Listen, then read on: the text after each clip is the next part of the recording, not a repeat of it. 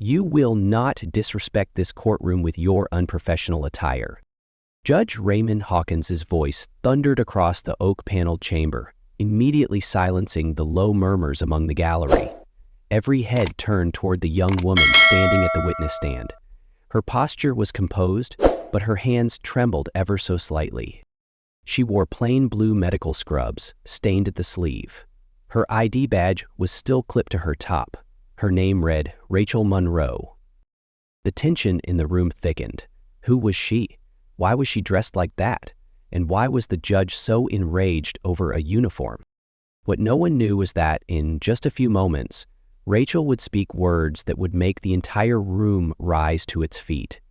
Even the judge himself would be left speechless. But first, she had to withstand his anger. Rachel Monroe had been an emergency room nurse for over a decade. She lived in a world of trauma bays, screaming patients, chest compressions, and blood-soaked gloves. She wasn't used to courtrooms, suits, or formalities. She was used to saving lives, not defending them in front of a jury. But today, she had no choice. Her patient, a 9-year-old boy named Leo Ramirez, had been hit by a drunk driver just 3 nights earlier. The driver's high-powered legal team had crafted a defense, spinning the story to make it seem as if Leo had carelessly darted into traffic. Rachel knew better. She had been there. She had seen the bruises, the broken bones, the panic in the boy's eyes. She had seen the truth. Rachel had worked a 14-hour shift that ended just an hour earlier. She hadn't slept, she hadn't eaten, she barely had time to breathe. When the hospital's legal liaison reminded her about the court appearance, she drove straight from the hospital in Elmsworth to the downtown courthouse, arriving just as the trial was beginning. The bailiff at the door had hesitated when she walked in. "Ma'am, court protocol?" "I'm the witness for the Ramirez case," she interrupted, holding up her badge. The judge noticed her the moment she entered the courtroom. His expression soured, and as soon as she took the stand, he erupted. "Miss Monroe," he said, glaring over his glasses, "are you aware this is a courtroom, not an operating room?"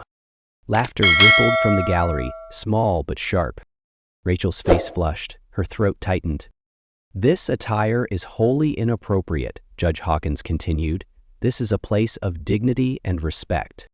Rachel gripped the wooden edge of the witness box. From the corner of her eye, she saw the defendant smirk. He was dressed in a tailored navy suit, looking every bit the polished professional. But Rachel knew the truth beneath that suit. The prosecutor stood. "Your Honor, Ms. Monroe is a critical witness. She just came off duty." "Then she should have dressed like one," the judge snapped. Rachel's pulse thudded in her ears. Then she saw Leo's mother sitting in the front row, her hands clenched together, tears silently falling down her cheeks. Something inside Rachel shifted. The judge sighed. "We'll recess for 10 minutes so the witness can change into proper attire." Rachel stood. "With all due respect, Your Honor, no." Gasps fluttered across the room. She held up her left sleeve, revealing a dark red stain. "This is Leo's blood," she said. "I just came from the ICU. He's still fighting for his life. Because of him," she pointed directly at the defendant. "You speak of respect," she continued.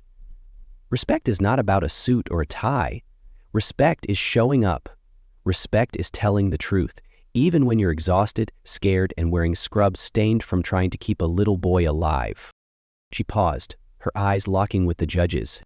"So no, I won't change, because this," she gestured to her uniform, "is what honor looks like." Silence. Then, a single clap. Leo's mother rose to her feet, tears in her eyes. One by one, others followed. The jury, the gallery, even a young court clerk. The room filled with the sound of applause, echoing through the chamber like thunder. Judge Hawkins didn't speak. He sat back, his face unreadable. Finally, he gave a small nod. "Proceed, Miss Monroe." Rachel delivered her testimony with quiet strength. The smirk on the defendant's face disappeared quickly. Her words were sharp, her truth undeniable. And when she stepped down, even the bailiff gave her a subtle, respectful nod. Because sometimes respect isn't about what you wear, it's about the courage to show up wearing it.